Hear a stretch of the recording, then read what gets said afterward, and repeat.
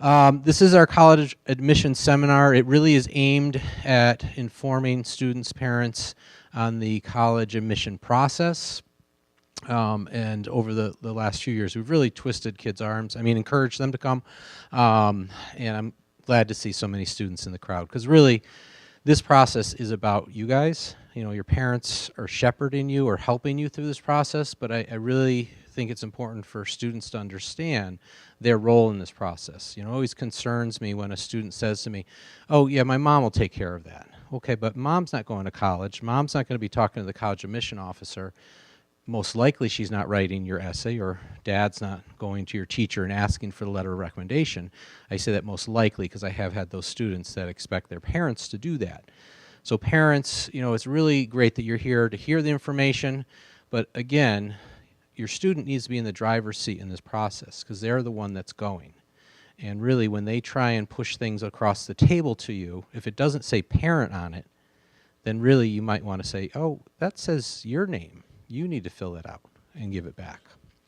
A couple quick thoughts before we get going. I want to introduce our staff that's here tonight. So we have Mrs. Steinis, Samantha Steinis, and then Mr. McManus, our Career and College Coordinator. Sam asked me to put a plug in for our department, even though I'm extremely humble and don't like doing that. I think it's important in this day and age and you know, time to make sure that people do know that we are a nationally recognized program. In January of 2017, we became one of 6 schools in the United States to become a nationally recognized school of distinction.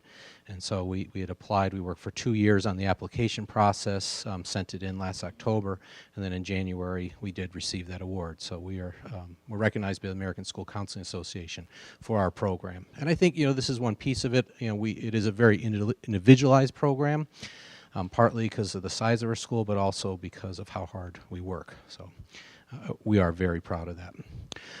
Couple quick thoughts, and we're sort of going to play pitch hitter as we go through the night, and so you don't have to hear me go on and on, because I could talk until midnight, but I won't. First thought is that this is a survivable process. You know, when I stood here a few years ago, we were very nervous about that, my wife and I, and our family as my son went into that process. Happy to say that he's a year out and employed, loves Boston, has a great job, paying all his bills. He's off my payroll, as I like to say. Actually paying off his student debt. He's putting money in the bank. You know, he's making very responsible decisions as a burgeoning adult, I'd like to say, because he's not quite there, early 20s. But it is a survivable process. And a lot of what you're going to hear tonight will give you, as you see, you know, tips and tricks on this process, some insights. It is like sitting down to a few turkey dinners. You wouldn't want to eat those all in one night. You want to space it out. And you really want to make sure that you're managing the process and you're ahead of it. And so those of you that are here, sophomores or juniors, even for the seniors, you know, it's great that you're getting this information. The other thought I would leave you with that I had today as I was talking to the seniors, because we went into senior projects, is about spaghetti on your application. Now what I mean by that is really a metaphorical term. We're not nowadays really doing paper anymore, but we still don't, you know, like years ago when older people in the crowd like myself turned in our applications, they were on paper. And in those days, the counselors would say, you know, don't get a coffee stain on it, or don't spill something on it, don't get spaghetti on your paper. You want to present the best looking application you can. Nowadays, what that means is really polishing yourself as much as possible. So making sure that you're putting a lot of time and effort into the electronic portfolio that's going off to colleges. Still thinking of it as not having spaghetti. That was my thought for today. I'm going to turn it over. Mrs. Steinis is up next. Thank you. I think I'll just put this in here. We have here our contact information. If anyone needs to know how to get in touch with us. We also have Mrs. Hardy's email and phone number up there. She is really the gateway for our office and can often answer questions for you guys. But anytime you need an appointment, parents, students, they want to come in, Mrs. Hardy is the one that really will work hard to set that up. So that's all of our information there.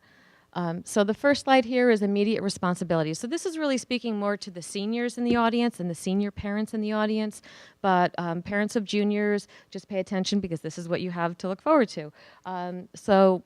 As Mr. Dyer said before, we were in senior project classes today talking to all of the seniors about their upcoming responsibilities and all of the things that they needed to do. And it was a lot of information. I think how many seniors here heard the speech today? Raise your hand. So, okay, a handful of you. That's great. It was a lot of information to be given all at once. We tried to pare it down a little bit so it wasn't too overwhelming, but we want you to know that everything that we said to you today, we can certainly repeat and for you to digest again and again and again. And it's a process. And as we said in senior project class, you take this process that's overwhelming and you chunk it down into smaller pieces, and it can be very manageable. And we're happy to see seniors and their families on a weekly basis if that's what it takes to get them through. And often students like this. They'll meet with us and we'll say, okay, this is your responsibility to do over the next week. We might give them 2 or 3 things to do. They go home, they do that, they come in the following week. As long as that's done, then we can move on to the next step, and then we give them a few more steps to do. So this is a big list right here, so I don't want anyone to be overwhelmed by this. But seniors really, if they don't already have a list of schools that they're interested in applying to, that would be one of the first things they really should start working on. And they can do that with their counselor. Come in and have that individual appointment with their counselor so we can work on what it is that they're looking for and what kind of fit they're looking for in a college so we can guide them in that direction. Another thing, and this is an easy thing to do, is all the forms we gave the seniors today. They included the parent questionnaire, the student release of information, the senior brag sheet, resume. Those are all things that need to be done as part of the file. And the sooner you can do those things, the easier the rest of the process will take. And it's nice to check those things off of your list because it is a long list of things to do. The third thing would be starting your applications. And most applications are available on Common App. There's over 700 colleges now that take on an application. So when we meet with the seniors individually, if they haven't already started their Common application, we will get them on Common App and we'll help them start to fill out that application. But that's something that they can start doing now. Fall testing, so any seniors that still want to take an SAT or an ACT, it's not too late. Even students that are thinking about applying for early action, November 1st or 15th, you can still take an October test date and still have your scores on time. We will be, for the first time, having an SAT here at Shepaug. We've never tested the SAT at Shepaug before. It will be Wednesday, October 11th, and that is for seniors only. The juniors are taking the PSAT that day. So any seniors who still would like to take the SAT, we're offering it here in Shepaug. You have until next Friday to sign up, the 15th. And Miss Murphy in that office, Mrs. Murphy is over there. Miss Murphy in that office is the one who is taking that registration. So that's for seniors if you want to sign up for that. And again, it's not too late to do that. College visits. So this is a really big one, and we have another slide further in here about actually planning your college visits and things to look out for your college visits. But this is something that you should get on your list if you haven't already done this. For juniors in the audience, you can certainly start looking at colleges now, and there are a lot of juniors that say, I don't know if I want to go to a large school, a small school. I really don't know where I'm going to be comfortable. You can go ahead and very easily travel 45 minutes to a school nearby and get a feel for what a smaller school is like. You can travel up to UConn to get a feel for what a larger school is like. And that can help you determine really where your comfort level is. Because when we are then working with a student to help them develop a list, there are so many colleges when you can come forward and say, you know what, I want the smaller school, or I definitely want the larger school. That helps reduce the amount of schools that we're looking at, because we can do a search and we can come up with 50 schools that meet the criteria, and that can be overwhelming. So something as simple as the size of the school in terms of what the student is comfortable with will help with that. So juniors, you can start doing that now if you'd like. Seniors, definitely you need to get on college campuses and make sure that your feet are on the campus and you're taking a look at the programs there, and you're thinking if this is a place that you'd be comfortable for the next 4 years, because this really is, for seniors, this is your home for the next 4 years when you leave Shepaug. So it's really important to visit the campus. Also, when you visit the campus, it does show demonstrated interest.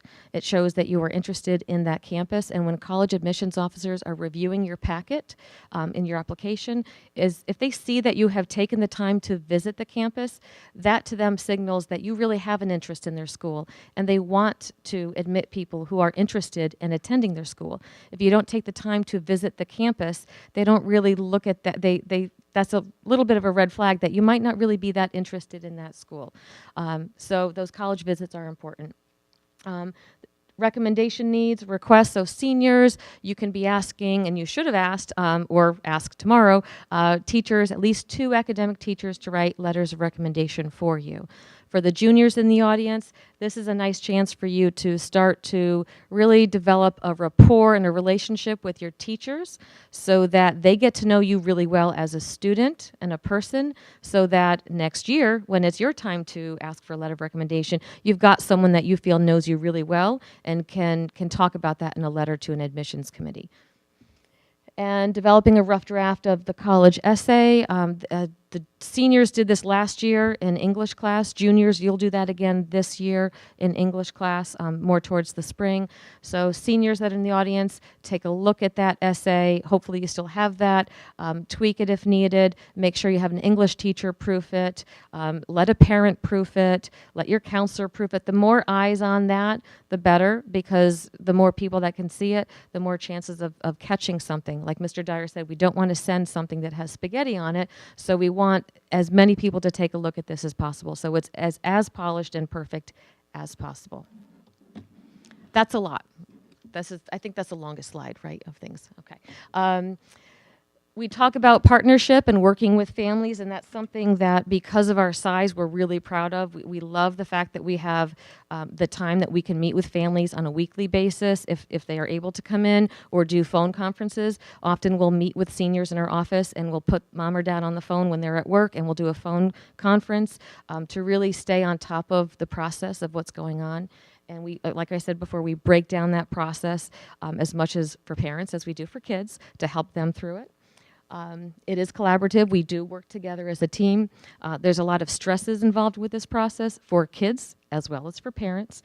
So counselors are here to talk to parents. Sometimes parents are just really, really nervous about things, and they might call the counselors and express their concerns, and that's something that we can talk about with the parents as well. So we like to be as involved as we can be, and we'd like to help as much. We just tell the kids, we're here. We tell the parents, we're here. Come and call us. Come and see us. We're here to help you through this process.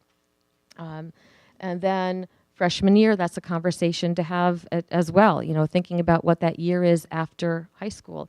And I said to the seniors today, for the first time in your lives, most of you don't know where you'll be next fall. So all along, you've known you're coming back to Shepaug, you're going to this school. So this is the first time for seniors. This can be stressful, so it's important to talk about what will that be like when you move away and you're attending classes somewhere else. Yes? So, I mean, I don't even know where you can have that conversation. What kind of questions or subjects should we be bringing up? There's so much. I mean, there's daily living. There's attending classes. There's daily living. Does your son or daughter know how to do the laundry?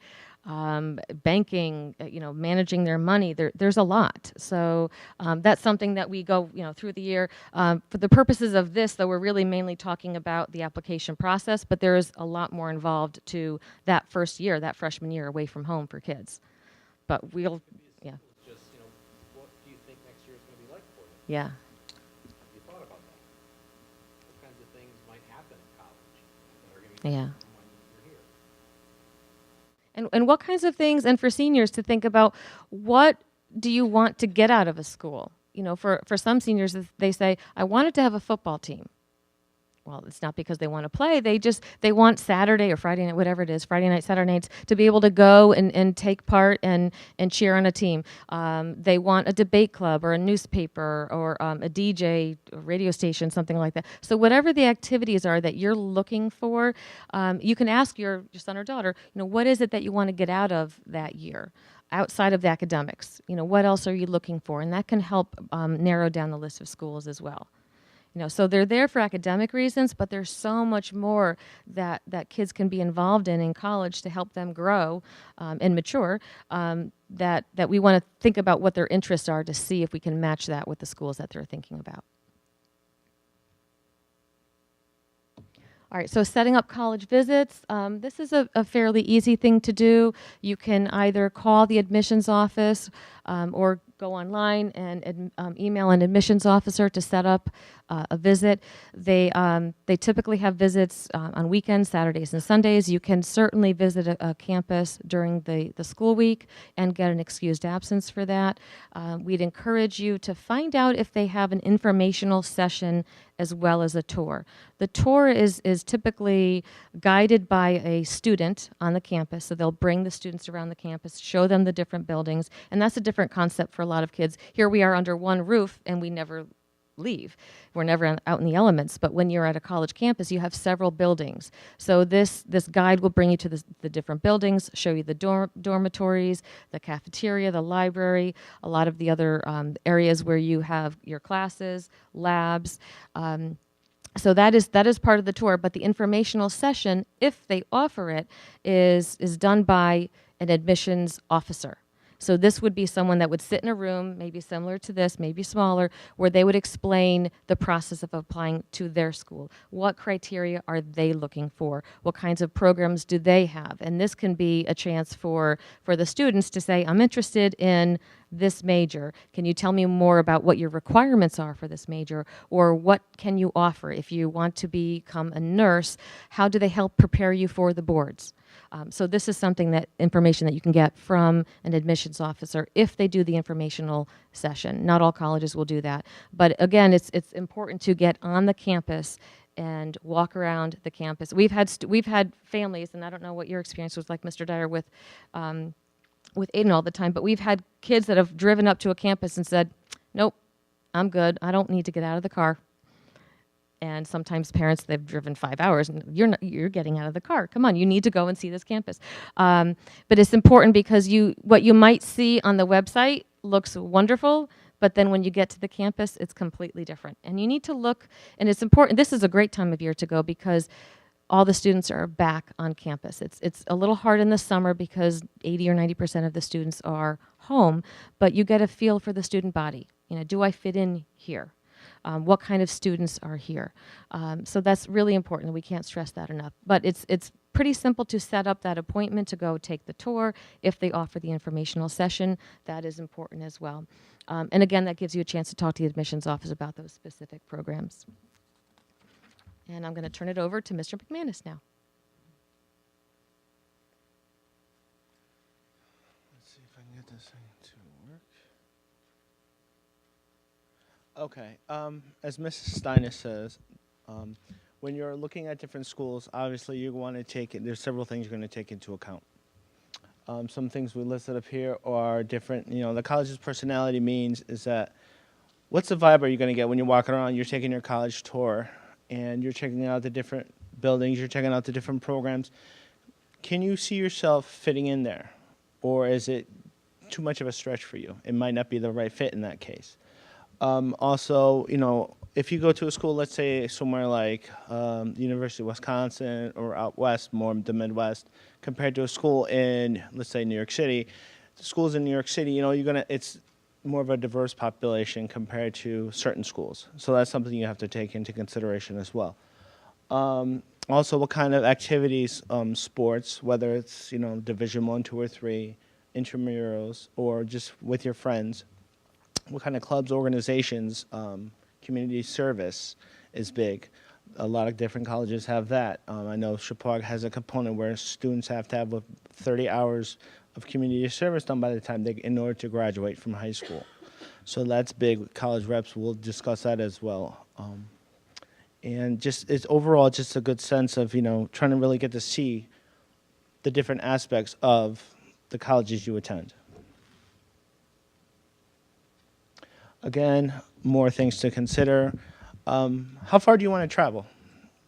Because I know some students have said, I want to go out to California, or I want to go out to Hawaii. I mean, of course, sounds nice, of course, but how far are you willing to travel? Is it something you want to, let's say, spend a car, go 5, 6 hours away, or is it something you're more comfortable with where you have to get onto a plane and fly, maybe come back for certain holidays where you can't, come home more often? An example might be going to somewhere like University of Vermont as an example compared to Emory-Riddle Aeronautical University down in Florida, where you'd have to take a plane to get around. So that's something to consider as well. Also, the size of the campus. Are you going to want something on a larger scale or the small side? Again, this is another good reason to check out various schools so the students here can get a sense of, what am I comfortable with? Am I comfortable, because obviously Shepaug is a smaller school in size, are you more comfortable with a smaller college? Continue that similar size feel? Or do you really want to, expand and try a larger school, say something like UConn as an example, where it's a very large public research institution? So getting out there and exploring different types of schools really can help you figure out what's a good fit in that respect. Also, another important thing to look at is look outside of just around the community around the school itself. Because again, like Ms. Steiner said, that everything could look wonderful in the brochures on the website, but until you get there, you don't know for sure. The college campus could look completely great, but then the surrounding area might not be the greatest, so you're not sure about security issues and things of that nature. Or there may not be a lot of activities off campus to do. So that's another important thing to look around as well. Let's see, I think that was that. And anything else? All right, now applying to college varies. Usually it starts in October and goes all the way through November. Bless you. It also depends, again, on each school. Some schools have early decision versus early action or regular decision. So again, based on the schools you're interested in, you have to look for your deadlines. They're listed under their websites, under their undergraduate admission part of the website. They'll tell you if they have early action or early decision. Early decision is I believe it's the legal binding one, where this is your number one pick.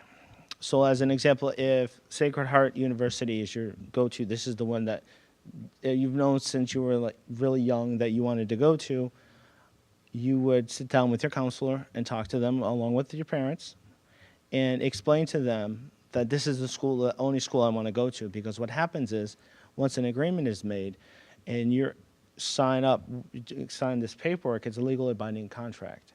If upon acceptance, you have to attend that school. Early action, on the other hand, is you could apply. Basically, it just means earlier deadlines. You find out sooner. It's not legally binding, so you can apply earlier. They'll have sooner dates, so it means the paperwork will have to go in sooner, and then you find out beforehand, before the regular decision. Now, usually regular decision, depending, is around November to some point in December, I believe, depending on the school as well. That's more the traditional timelines, deadlines. Again, you find out, you can get your paperwork in beforehand, and then you find out, it takes a little longer to get through everything. Okay, so we usually urge students to apply early action to most schools because of the fact that you find out your decision sooner, especially the seniors. You're stressed out enough as it is between all your classes, your AP classes, your senior projects, your sports, your everything else you do. You're crazy busy as you go along throughout the senior year. So it's better to find out sooner than later, so it's less waiting involved. Okay. Let's see. So again, also, let's see, transcript request. Also, for the students in the audience, you learned today about the transcript request forms, correct? Okay, basically what that means is there's a form the students have to go to the counseling office to get for each time they apply to a different school. They want their transcript sent to a different university.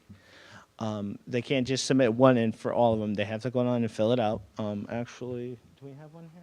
They've been handed out, yeah. Okay, so basically what this is if you want to look at it real quick, basically, student's name, the date, obviously, preferred mailing date. Again, students in the audience, don't wait till the last minute. Again, deadlines. Sometimes people tend to procrastinate about things. Try not to. Again, early decision, early action, rolling, regular, and you basically fill it out and you would submit it to Mrs. Hardy in the counseling office for each school you apply to. Okay? As well, sure. Is that all done electronically? So- The request form is a paper copy. No, but I mean, you're finding the transcripts in school, that's all done electronically? Yes, and on paper. Unless it's a paper form, there are still some colleges that. And what's your turnaround time on the request for all this turnaround? So we need this form completed in our office 3 weeks prior to the first deadline that the students has. After that, we don't necessarily need it 3 weeks, because we need 3 weeks to generate the second page of the transcript, which doesn't exist yet, and get other letters, recommendation, and paperwork So ready an to. initial turnaround. Yeah. Thanks. Let's see, I think that was it. Any other questions? Again, just when you go onto the website, it's all there. The deadlines, make sure you pay attention to them, because it's like anything else. If you miss a deadline, you're basically out of luck. You know, you're heading into the students here, know this, you're heading into the adult world, that deadlines are deadlines. You miss a deadline, you're out of luck with schools, unfortunately. All right, so make sure you guys stay on top of them throughout the process. Okay. I think you're up. Yep. Deadline's different for each school? Yes, I'm actually going to talk about that. So this is a vegetable soup of admission policies. And there's a number of different ways that schools look at students in terms of their deadlines. So as Mike talked about, early action, early decision tend to be much earlier in the school year. Sometimes even October 1st, October 15th, November 1st, November 15th, all the way through the fall, schools have set up their early action, early decision deadlines. If a student is looking at going early action or early decision, it's really important for them to check out the school's website or to use the organizing tools in Common App or Naviance to look at those deadlines holistically, like in a whole list. But that's really one of their first jobs senior year, maybe even the spring of junior year, to look at when those deadlines are. The other type of admission policies are rolling admission. There's actually an early decision too. There's a early action with a commitment level. Regular, which is probably more traditional if we go back 20 years, 25 years into the process of what used to be. And then what we've seen more recently also is called a priority, which is the college has identified the student as a preferable candidate and will send them either an email or some kind of mailing that says you're a priority applicant. We're going to waive the fee for the application, and typically it's a streamlined application process. Sometimes that comes about because they visited, they filled out the little card when they visited, or they saw the school at a college fair, or maybe met with the admission officer here at school, or the school identified them through PSAT or other means. So those aren't really, you can't get a priority by requesting it. It's something that the colleges have found. For students that are looking at early decision, because that one is really the most weighted decision, in terms of family, student input, early decision really should be something that's thought out very carefully. What I usually tell my students, if you're thinking of early decision, you've thought about that school for a long time. It isn't one of the schools that just came up on your list this week or today. Because if you get into the school early decision, it's a binding agreement and you're going to that school. And what I found with seniors, especially the ones that are unsure in their college process as we start the school year and senior year, is that by the time we get to January, February, they may have changed their mind a couple times as to where they want to go. Some of them are waiting until May to make that final decision for the National Commit Day. So unless this is a school that has come up repeatedly for a student or for your student, probably want to consider early decision very seriously before you go with it. I have a question. Yep. In terms of economics to early decision, is there a pro and con with that? I mean, scholarships, Mhm. sometimes you have to get through that part before you get. So my experience with early decision and the financial piece is that the college and the families don't typically agree on what is a good package. And early decision, as long as it meets the college's process for meeting a family's need or not, you're still bound to that. And it does mean that you lose a lot of that wiggle room in the negotiating process. Yep.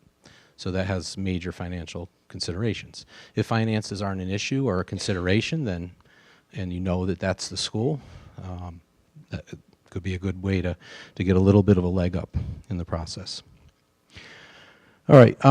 Our counseling office recommends that students apply to more than one school typically, and definitely in a range of 6 to 9.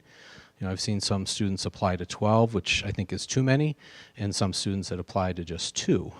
If we know that it's a school that is definitely on the safer side, not necessarily safety, but one that's a really good fit, the student has a strong GPA compared to the other applicants, strong testing or extracurricular activities, that can be okay. It just makes me nervous when you've only got 1 application in or 2, especially a student that may want to change their mind as they go through.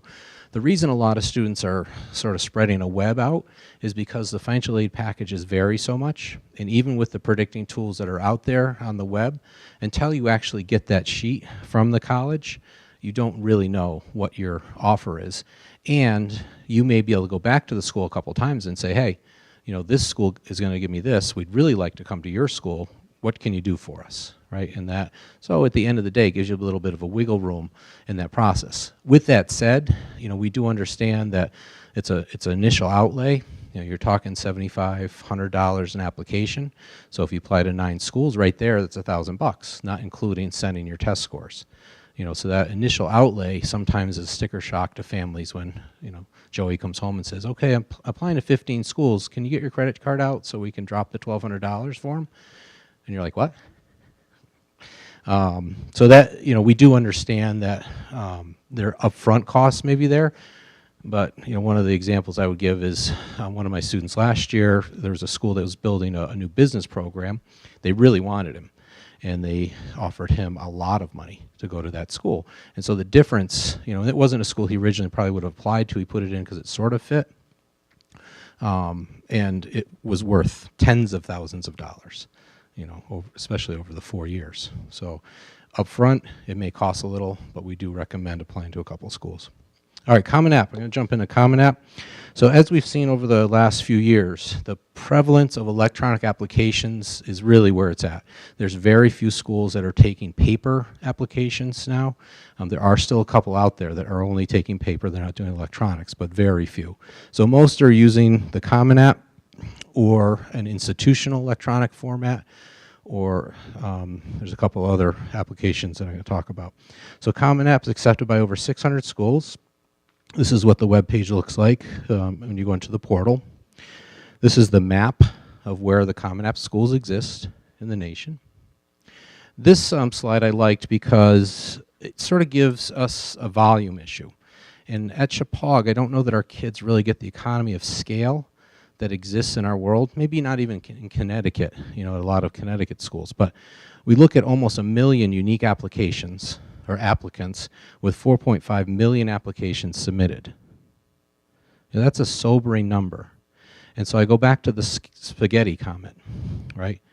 Especially in an electronic environment, students don't really look that different because electronically all this gobbledygook just comes through in the electronic format. So it's really important that you stand out by the substance of what is sent, right? Because it doesn't, it's gone are the days of a flashy resume or, well-formatted essay.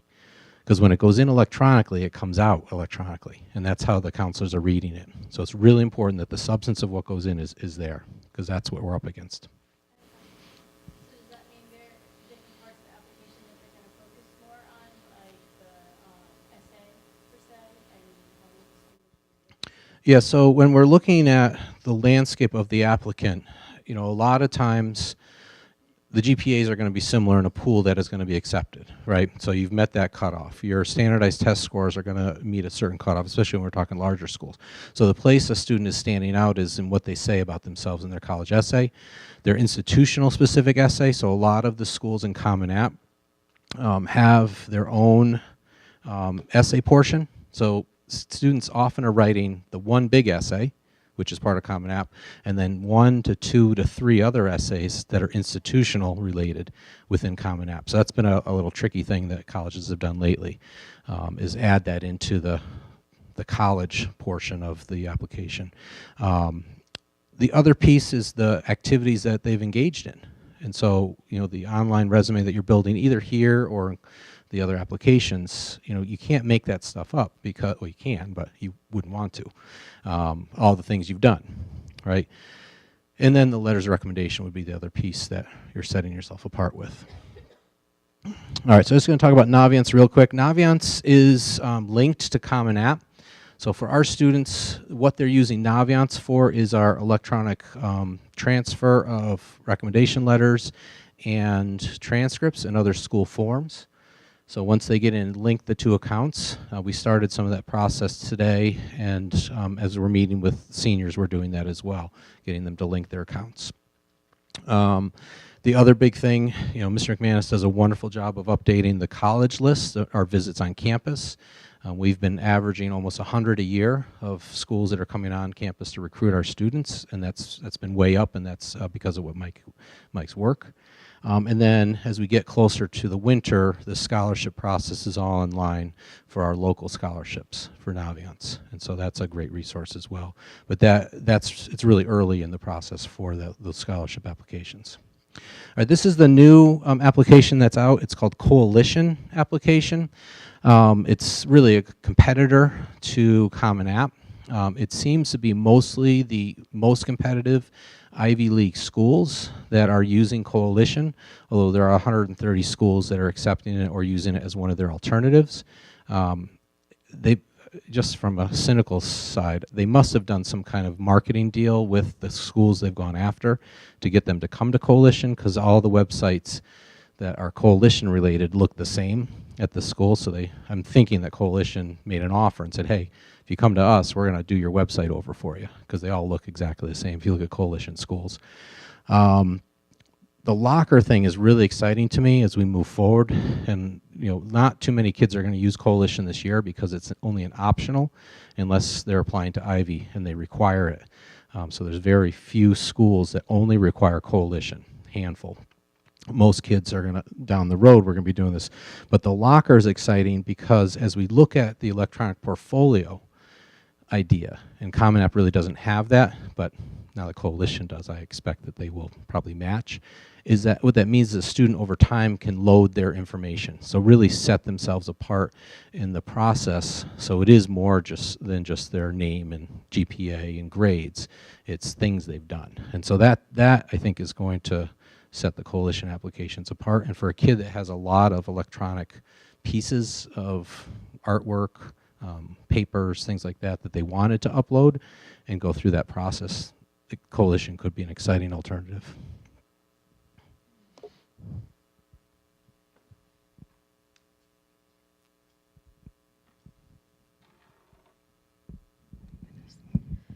Okay, so we've talked about the SATs and the ACTs, and most of the seniors have taken them at least once already. Well, they've taken SATs in the spring. A lot of juniors or seniors have taken SATs twice junior year. Depending on what their scores are, we probably would encourage them to try the SAT again in the fall. It's not too late to take an October test, an ACT or SAT, to get your scores back to send to schools if you're applying for any November 1st or November 15th deadlines. Yes? No, that's all schools now will take either test. It used to be years ago, Midwest, West was ACT, and the East Coast was SAT. Now schools will take either test.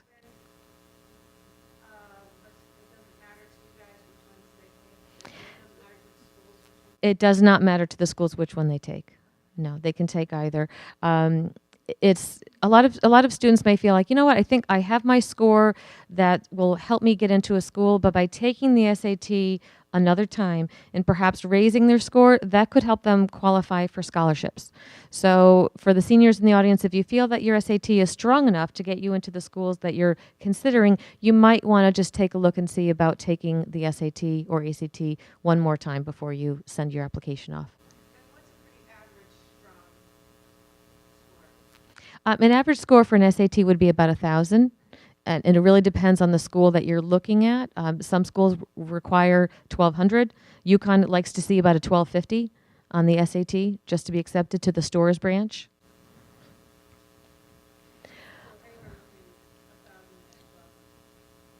Again, it depends on the school. School like Vassar wants you to have 1,400. BC wants you to have 1,450. So and then there's state schools that will take a 900. So it really does vary. It's important to point out, and I have this it's on the lower part of the slide, but there are a lot of schools that are test optional. And what that means is you do not need to submit an SAT or an ACT score to a test, to a school with your application. So there are a lot of students who do well academically, have done well over 3 years while they've been here at high school. They take a 3-hour test, and it does not really represent them accurately in terms of their abilities and their strengths. So there are some students who opt to apply to schools that are test optional and do not submit their test scores. Yes. It doesn't impact their acceptance or their chances of getting in. It might impact them for scholarships for that school. But typically, if you're looking to get a scholarship to a school that's merit-based on your SATs, they'd have to be really strong anyway. So, what we like to do is take a look at the list of schools that the student has. If their SATs are right around this range, and the schools are looking at have SATs or looking for higher SATs, we'd say withhold your SATs if they're test optional. If your SATs are higher than the average for the school, go ahead and send them. Yeah. Yes.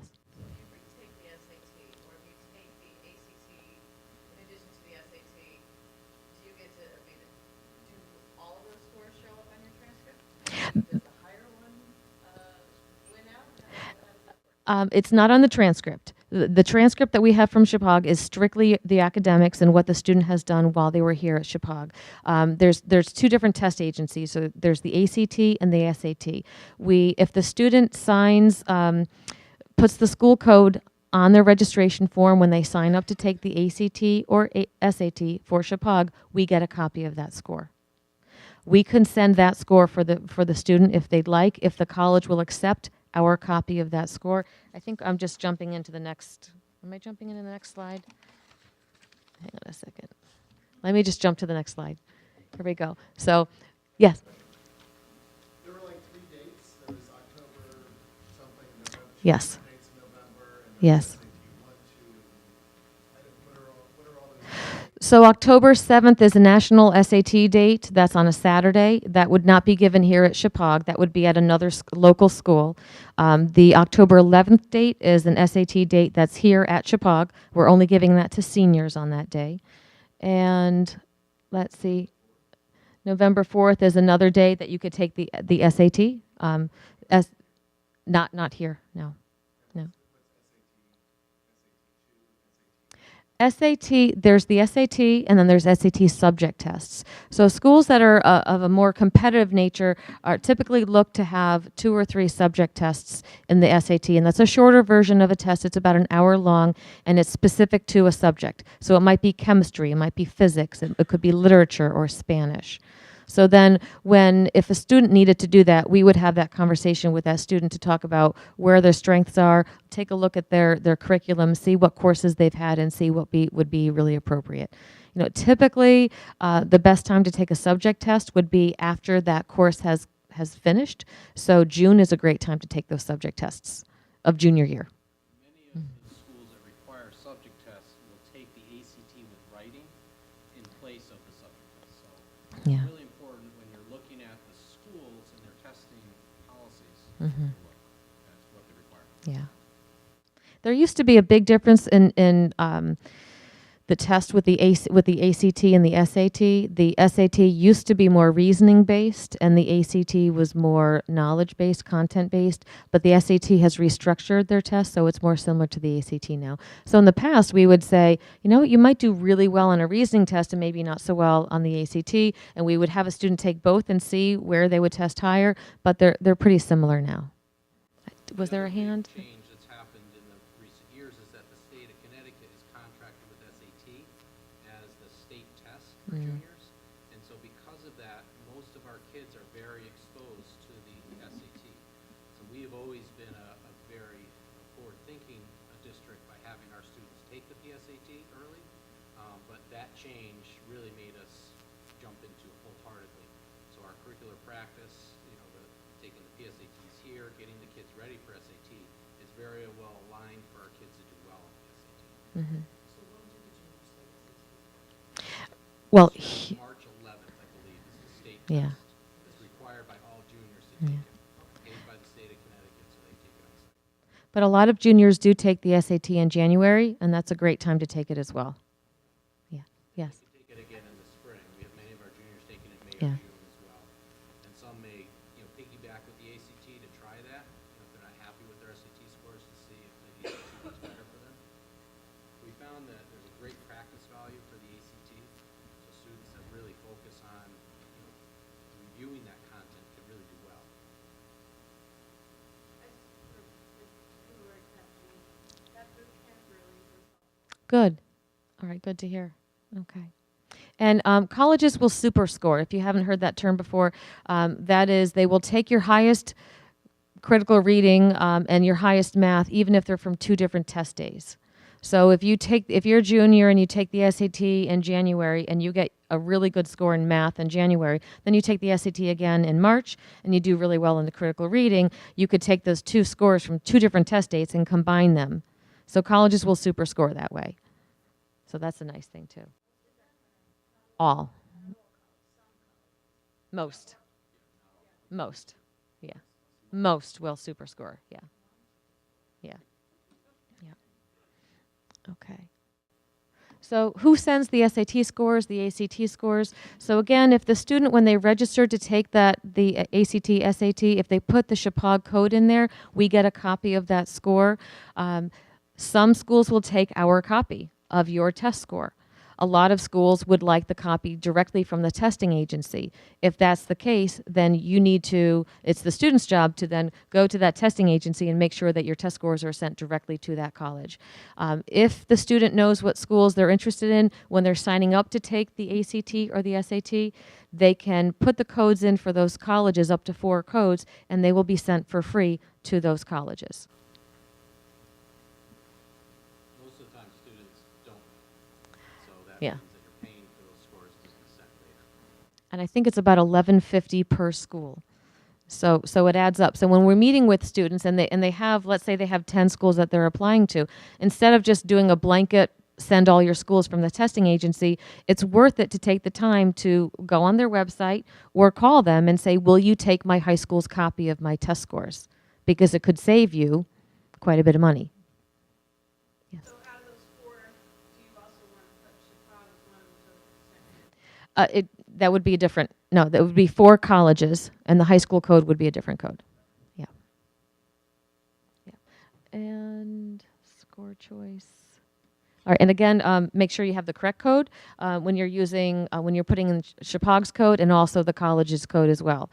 So typically, like Mr. Dyer said, a lot of juniors do not have their list together in January and March when they're taking the SATs. This would be a time, if you're a senior and you're taking the SAT again, this would be a time to go ahead and put in those 4 free codes so that those scores can be sent to 4 schools for free. So if you're planning on taking the SATs again this fall. Yes. We have it on our, is it on the first page? Our school code should, contact information, there we go. Yep. Okay, the next slide, we talked a little bit about the essay already. And this is a huge piece of the application because this is the chance for the student to really stand out and jump off of the page. So this is the chance for the student to really have their personality come out, have their character come out, and let the college know a little bit more about them that's not included elsewhere on the application. So we spent a lot of time working on the essays, polishing the essays, coming up with a topic that would be interesting to keep the admissions officers read hundreds of essays. So typically if you can have that first sentence or two really catch them and keep their interest, that is something that we hope our students can do. But more importantly is learn something from that student about who they are. And years ago, I don't know if any parents remember here that we used to have a block schedule. I don't know if the students remember the block schedule. So when we were going away from the block schedule onto a regular schedule, the 7-period day schedule, there was a student who was really passionate about the block, and she was really committed to trying to save the block. She started a Facebook page, I think a website, all kinds of things. She wrote her essay because one of the subjects was talk about a time that you experienced failure and what you learned from that. She wrote about her efforts to try to save the block schedule. And it was very passionate to her, and her passion came out through her writing. But what they learned from her was that she was not afraid to speak up for what she believed in. And she was not afraid to go out there and put herself on a limb and really stand out. And once she accepted the fact that the block was not saved and she moved on, she also expressed that she could move on from not getting what she wanted, her passion. So they learned a lot about the student just from that simple writing.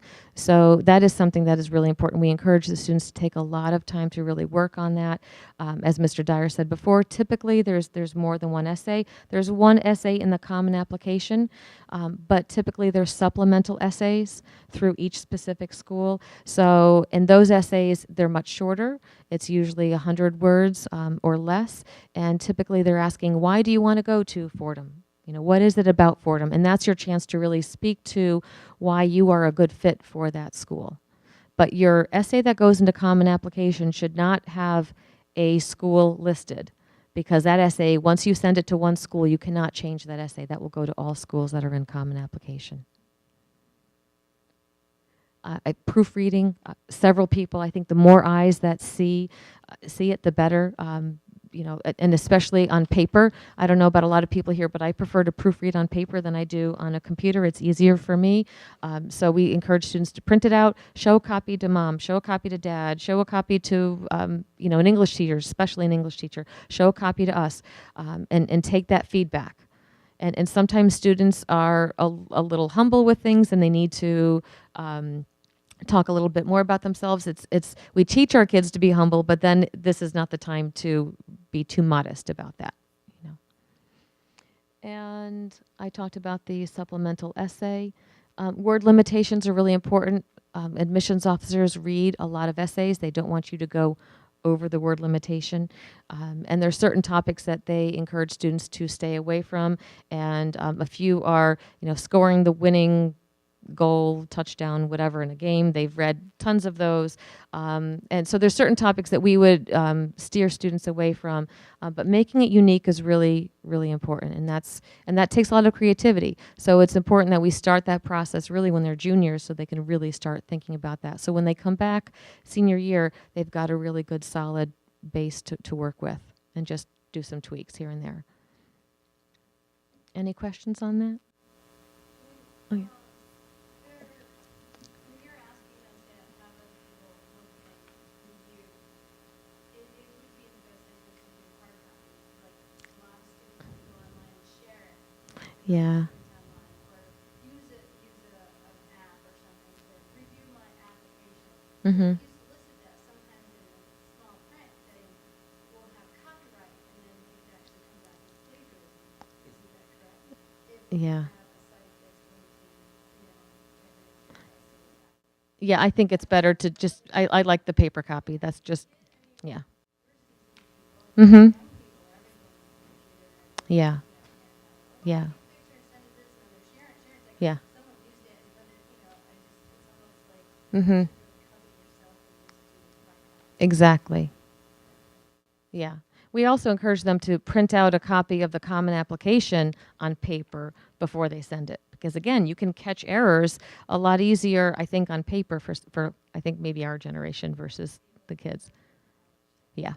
Yeah. Very good point. Exactly. Yeah.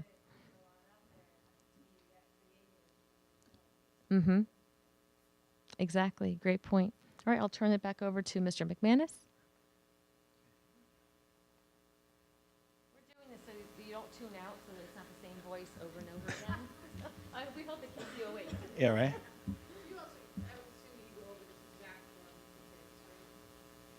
No, we get more in detail with the students. Yeah. Yeah. Anybody else? All right. When students are touring campuses, and especially if certain schools require interviews, we also urge students to check, even if they don't require it, ask if they can come in for an interview. It shows, again, demonstrated interest to the specific institution they're applying to, but it also puts a name with a face.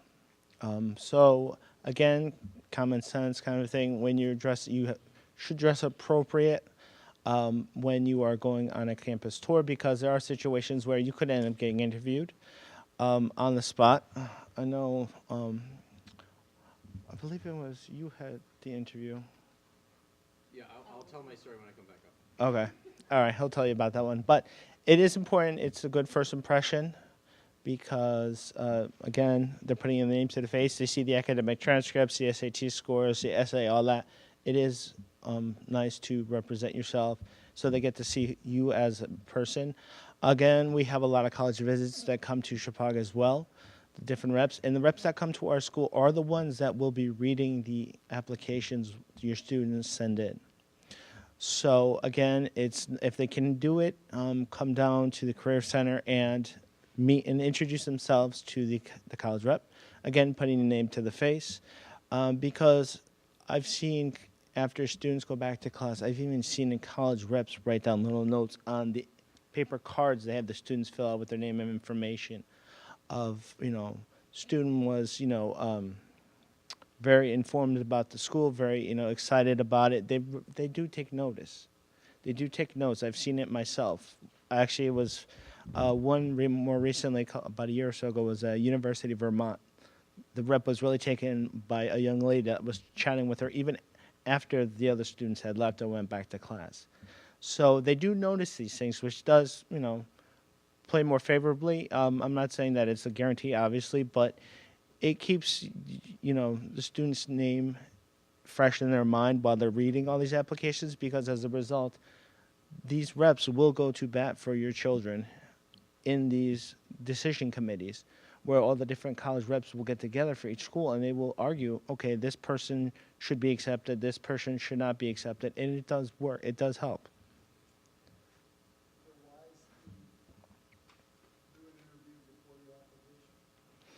I think it's a part of the process itself. I think most schools, they tend to want it as part of the package. So once you apply, they'll say, okay, come in, we'll call you, reach out, and set up an interview. Some schools flat out refuse to do interviews. Some of the larger schools that come in, I've talked to the reps where they say, there's no way we can do it because of the sheer volume of students. But it's always good for the student to check to see if it does, require one, or even if they will take one. Okay.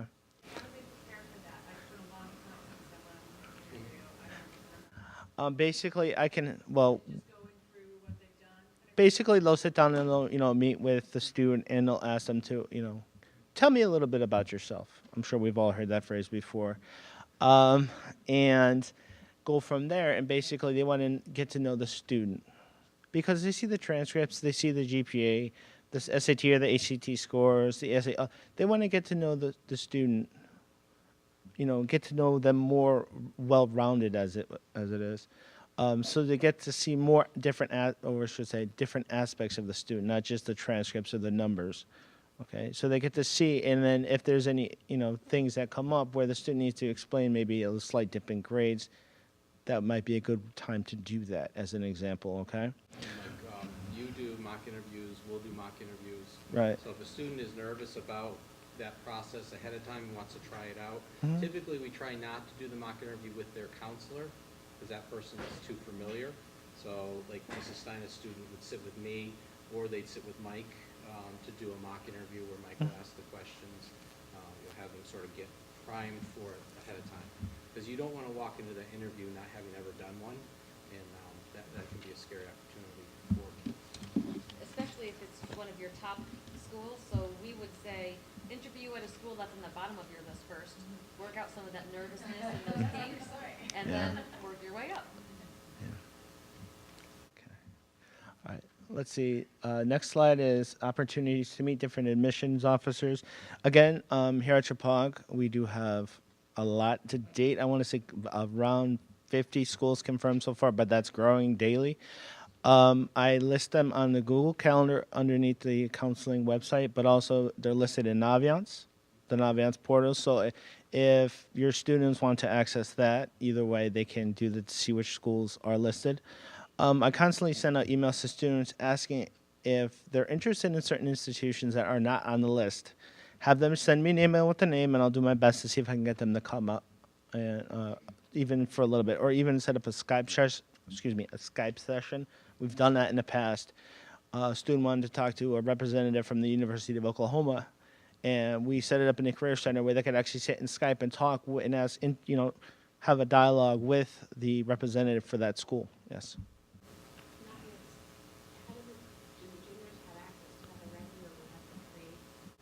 I believe not juniors. Juniors do. We don't do a lot with them until the winter, because when we start talking about Naviance, even the seniors, it's sort of like their brains start melting out of their heads. So they do, in freshman, sophomore year, they do career inventories in Naviance. So they've actually been using it for a couple of years. I'm always amazed, though, when I even say the word to juniors, and they're like, what? I've never used that. And then they go in there, and we make them do journal entries, but if they actually write something about what they did, look at that, I did do a journal entry. I must have used this before. Like really, I firmly believe that 5 minutes after I've left the classroom where I've spoken, they've completely forgotten everything I've said. So yes, we do Naviance from freshman year on. We do a different program in middle school, but in high school they use Naviance. And they're using freshman, sophomore year for career inventories. Junior year we do the college search and start building the list. And then senior year really is when it becomes essential. Also, September 13th, it says here, is Litchfield High School.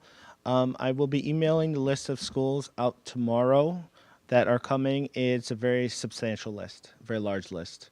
So I will be forwarding that email tomorrow to students and to parents so you can see what schools are going to be available as well. Again, and Danbury is the other large one in the area at the mall. It's October 16th. Again, also schools rather. Send out flyers, but also you can check on the websites for open house dates. It's another chance to get a tour in, get to meet, sometimes they have more of the faculty available, so you can actually talk to somebody who's in that specific program you're interested in, compared to some of the more generalized tours where, it's more of the broader scope. Some of them can be more, specified as far as what they offer and staff available to talk to you and your students as well. Okay. And again, yes, question. I guess because I have a senior, he, either wants me around or doesn't, tries to control that. Are parents supposed to go to college fairs, or are we just going to let them? I think it would be a good idea to go and just check out yourself to see, talk to the reps yourself. I mean, along with your students, to get a sense of what they're interested in, but also to kind of get your own take on how your feel of the school, to kind of compare notes with your student. If they like a specific school and you're, maybe on the fence about it, you guys can have, talk about it and kind of see what works and what doesn't. And okay, this school doesn't work. Let's put that to the side. Let's look more at this one that would seem more of a better fit. Yes. I just had a question because you had brought up the faculty. Sure. Do the faculty really have any say as far as the admission? No. So even if they get to know the faculty? It's basically just to get a sense of what the program of study that they're interested in would be like for them, to see if it would be another key, piece of the puzzle to see if that school would be a good fit for them. Because some schools have really good programs, but depending on, how the faculty delivers it, it might be, a painful lecture or something else that your student really wouldn't benefit from. So, any other questions? The one at Shepaug vary. They're usually during the school day for the students. Ones at night, I believe the one for Litchfield is 6:30 to 8 at night. And usually the one at the Danbury Mall is around 7 to 9. So it's usually a specific time throughout the day. It's usually the bigger ones like these two are at night so both parents and students can attend. In the last few years, 3 years, they've been dragging the juniors? I say dragging, but bringing the juniors to the National College. Yeah, about Fair 3 years now. And that one is a daytime and nighttime. Mhm. We really, Mike and I think our department feels that it's an activity for all juniors. I say dragging because some of them are like, man, I really want to. Like there, you've got over 300 schools to go and see, so there really isn't a chance to not find a school to talk to. That one is in the spring, and we will do that. That's been a field trip out of our department that we do it for juniors. It's pretty late in the process for seniors. They've missed the application deadlines for most of those schools. It's really more of a junior, sometimes sophomore, freshman activity for parents, but for us, we have one bus going, so it's a junior activity. Really Yeah. All right, anything else? I think that's it. Okay. Mike also runs a trip to the community college and usually one other four-year school local that students can go and meet with admission reps as well. So that's coming up. So my quick story is about when we were doing interviews or tours of campuses. I brought my son to one of them, and he was funny. He always liked to dress up in a shirt and tie when he went, for no particular reason. I don't know where he gets the idea from. Thank you. I'll be here all night. No. So we went to school near Boston, and the way that it worked was you had an informational session like this size, then you broke up into different little rooms. And in the room that we were in, we got the assistant director of admissions. And it was clear to me right from the beginning of that conversation that she was interviewing the students without them knowing they were being interviewed. And again, my son looked nice. He was ready to go. He was excited about the school. He had done his research. But there were some other boys that, and I say boys because it was a group of boys, that looked like they had rolled out of bed. So they were still in their pajamas. And they clearly were not ready to talk or to interact with a admission officer. It looks like parents had dragged them. So my point there is that when you're on campus, you are in the microscope. You may not be evaluated, but the chance of you being evaluated and it going into the file of your interest in the school is definitely there.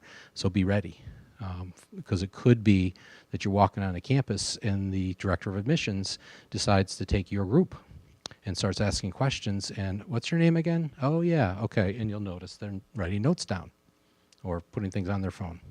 All right, so letters of recommendation. So when we talk about the generic nature of online applications, letters of recommendation can be areas that can separate a kid compared to GPA and SAT scores or ACT scores, because those are already fixed. So it is important for students to ask teachers that they've had a good connection with. Typically it's junior level teachers, so for the juniors, if you haven't made a strong connection with your teacher in the first couple weeks of school, good news, you've got the rest of the year to do so. Seniors, sometimes this is a challenge because maybe that connection hasn't happened. Many schools at this point require the teacher letter and a counselor letter. Some schools don't require teachers at all. I sat with a student this morning looking at her college applications, top 2 schools at least, don't require them. They will take them, but don't require them. But they do require the counselor letter. So each of the counselors will write the letter for a student. We do require quite a few things from the student. We have a little checklist of essays they have to answer, and they have to do a resume. So we ask quite a bit. But there are quite a few schools that do require 2 academic teachers. And the coalition application I find very interesting because I think they will accept up to 15 letters of recommendation, which makes no sense to me at all. I don't know why you'd need 15 people saying that you're great, right? It seems to be a little self-fulfilling there. or self-validating. So typically, students have talked to their teachers in the spring. That's what we encourage. If they have not, they need to do so now. That's what we also encourage. Seniors heard that from us today. They're going to speak to their teachers and ask them, which seems to be one of the biggest hurdles. They don't like to do that always.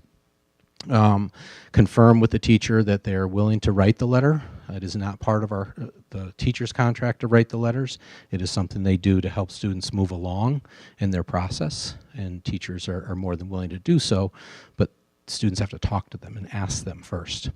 We do encourage students to do that early, especially with some of the teachers that teach all of the juniors, because they do get inundated. And typically what they'll say is, well, I have 30 letters to write within the next 2 weeks. I can get to you, but you just asked me today, and most likely your letter won't be written until the end of December, early January, because it takes me a long time to write those other 30 letters of the students that asked me already. All right, so that can be problematic for students that wait, especially to the last minute. As with the SATs, ACT requirements, it's really important to look at what the schools require. Really is in Common App to see that. So if students have gone into their application in Common App, they can see that listed, or the checklist on any school's website. If you go to a school's website and say apply or admissions, you can see a nice little checklist that's there on the things the students have to submit. And that's a nice homework assignment for kids that aren't really sure what to do with. It's one of the recommendations from our department is that kids spend 5 or 10 minutes on their top schools just looking for that checklist of application requirements. And there they will say, 2 academic teachers or 1 academic teacher, or don't send us any letters, we don't want them. I've seen that on a couple sites. Do they also usually put the minimum score in? Correct, yeah. They'll show a typical admit score. That's a lot of times what they do, or a mid-50.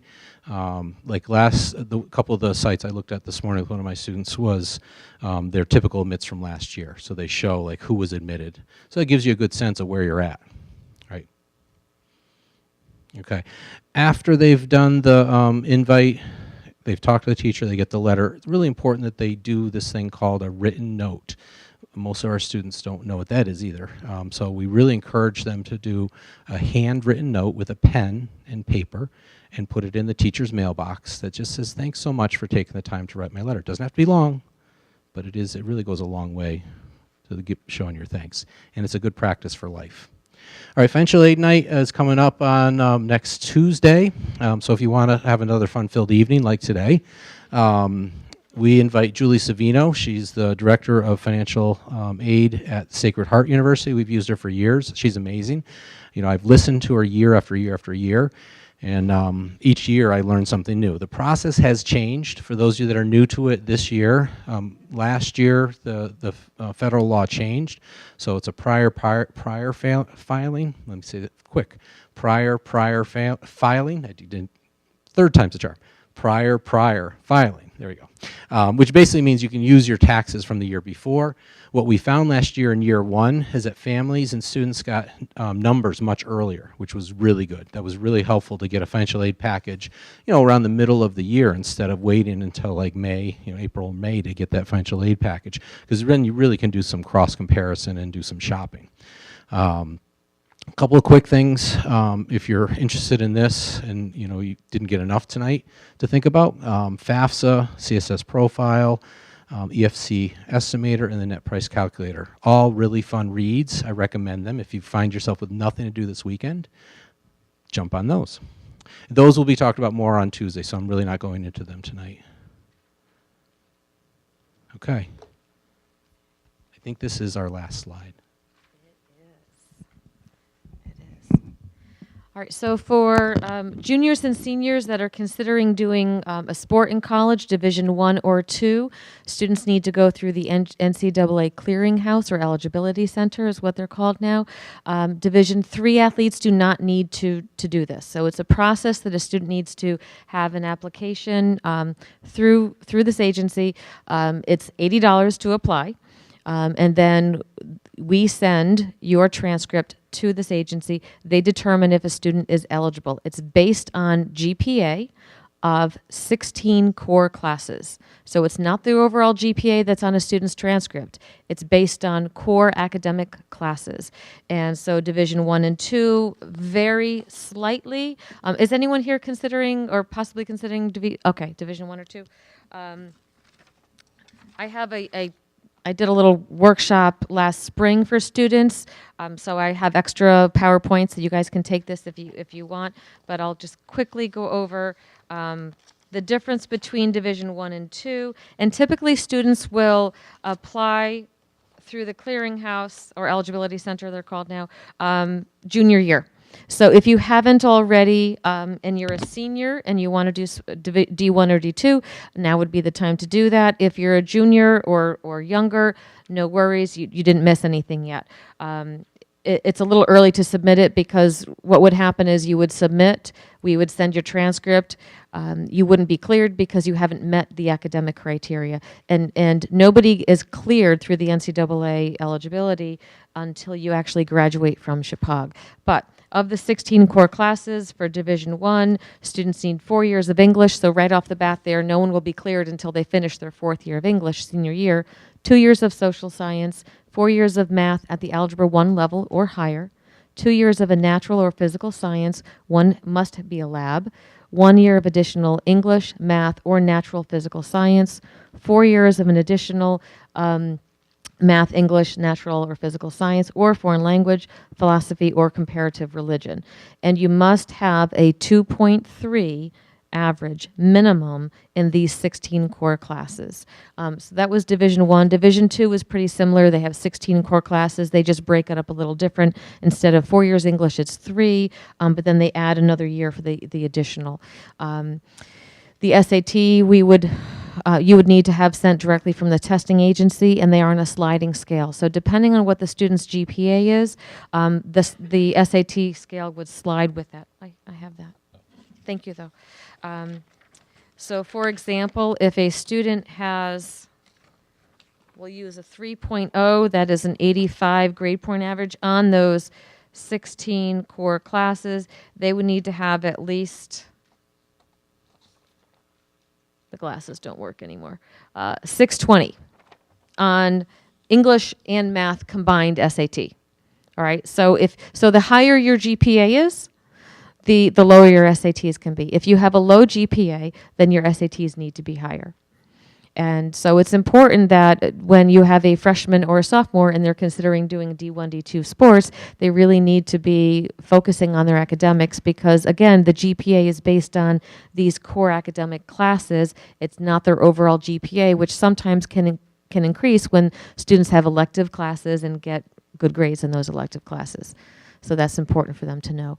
So if you're interested in Division 1 or 2, the end of junior year would be the time to apply through the NCAA Eligibility Center. I'll have PowerPoints, though, that has all of that information if you'd like to take them home as well. And feel free to call me or email me if you have any questions on the NCAA eligibility. Every student that's left Shepaug that wanted to do Division 1 and 2 sports was eligible. Because what we require students to take to graduate from Shepaug in terms of the amount of academics is higher than what the NCAA is looking for. So what matters really are the grades, and to make sure that the students are doing well academically and that they're prepared for college. Any questions on that? All right, so I'll have that. We can open up the floor to any other questions, and we can field any other questions that you have if you have them. If you had enough, we understand. Feel free to call any of us, email any of us. We'll be happy to talk to you at any point. I just wanted to say thanks for coming tonight. After we do questions on your way out, if you'll just leave the evaluations for us, and if you have the pre-workshop evaluation as well, they can go into those buckets. So, question? Yep. Yes. Can I ask, for the state universities that are in D1, what's the average percentage of acceptance in Connecticut residents? I don't know off the top of my head. I'd have to look it up. I have no idea off the top of my head. UConn is very competitive, and in-state, out-of-state does vary, for sure. The state schools in Connecticut, like WestConn, EastConn, Southern, Central, are designed to serve Connecticut residents. UConn itself is really pretty much wide open, and so they're looking at a field, and they get better dollars for somebody out of state than in-state. So it's definitely a very competitive environment. I don't know the exact stats of in-state. I know for us, we've had a good track record with UConn the last few years, but you're looking at your very competitive kids that are getting into UConn nowadays. It is not, it's a kid that could cross over to NYU or could cross over to, a BC or even a BC. Usually will go to UConn because UConn has made them a really good offer, either with the honors college, so you get tuition waived, or some other merit-based scholarship, and that's the reason that they're choosing that. So it's an economic choice, and UConn is recruiting our in-state kids, so they're not losing them. But the kids that are on the fringe of just getting in typically aren't getting that. They're paying full fare at the state level, and so going to UConn isn't necessarily the best choice, because a lot of the other schools that are out there are trying to compete with that kid as well. And so they're dropping or offering a financial package to bring it to a UConn level, typically is what they're looking at. So trying to get the price tag down to like the $30,000 a year. I've had an admissions officer from UConn say to me, when a student did not get in, and I called about that student, why didn't they get in? They would say, well, if they were from Massachusetts or New York, they would get in. So it's harder to get into UConn if you're a Connecticut resident. Yeah. It should be the other way around. And they also have spots at the regional campuses, and they're adding dorms at those regional campuses, so they're trying to promote that part of their business as well. So they're filling those campuses. That's the other place, that's the other piece of that puzzle. I think the key word you just said right there is It's Yeah. a business, oh, for sure. I mean, this whole thing is big business and big money. There was a question in the back. You had a hand up? A really quick question. Yeah. Is it crazy, my son already signed up for October 7th. Would you recommend he does 11th too? Probably not both. That's a lot. Yeah, I wouldn't. I mean, if he's prepping for the 7th, have him go for that. I don't know if he can change the test date. That's a good question. I think he's already signed up though. He goes with that one. I wouldn't have him do both in the same week. That doesn't make sense. Yep. All right, thank you all. Take cookies and water, please. Bring them home.